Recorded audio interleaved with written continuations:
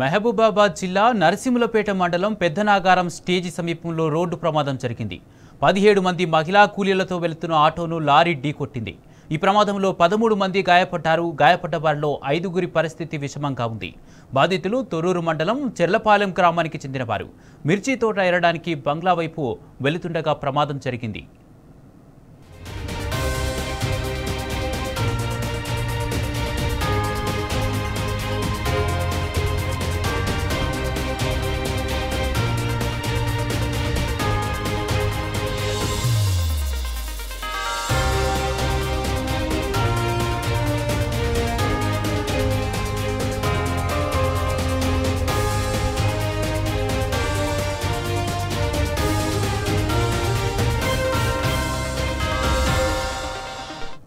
మహబూబాబాద్ జిల్లా నరసింహులపేట మండలం పెద్దనాగారం స్టేజి సమీపంలో రోడ్డు ప్రమాదం జరిగింది. 17 మంది మహిళా కూలీలతో వెళ్తున్న ఆటోను లారీ ఢీకొట్టింది.